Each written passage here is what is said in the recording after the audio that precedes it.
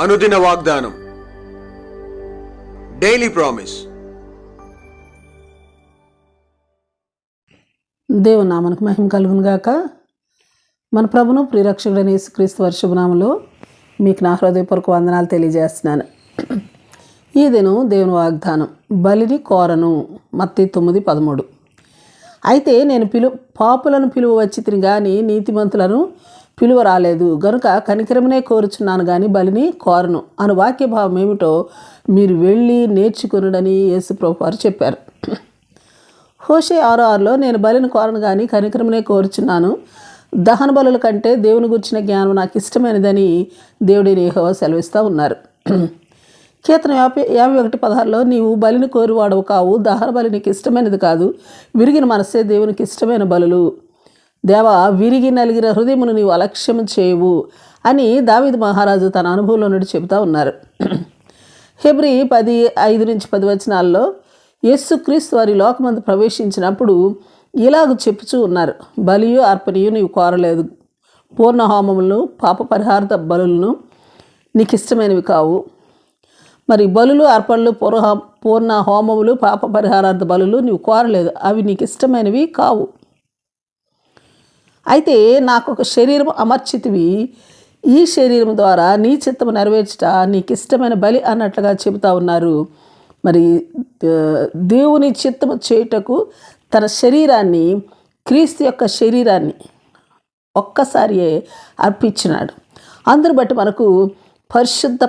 మనము పరిశుద్ధపరచబడి ఉన్నాం అన్న విషయం ఇక్కడ తెలియచేయబడతా ఉంది. Praise lord.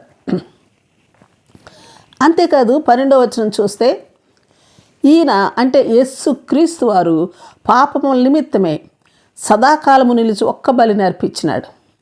ఎందుకనగా హెబ్రీ 9:22 రక్తము చిందింపకుండా పాప క్షమాపణ కలుగదు గనుక ఎడ్ల యొక్కయు మేకల యొక్కయు రక్తము పాపములను తీసివేయట, రక్తము ద్వారా పాపములు తీసివేయట అసాధ్యము గనుక ఎఫెసీ 5:2 చెప్పబడినట్లుగా క్రీస్తు మనల్ని ప్రేమించి మన కొరకు తాను దేవునికి అర్పణంగాను బలిగాను అప్పగించుకొనెను, అలాగున్నే మీరును ప్రేమ కలిగి నడుచుకొనుడి అని మరి హెచ్చరిక చేయబడతా ఉన్నాం.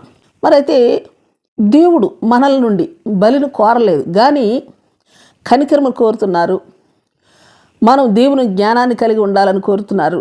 విరిగిన మనస్సు, విరిగి నలిగిన హృదయాన్ని మన నుండి కోరుకుంటున్నారు.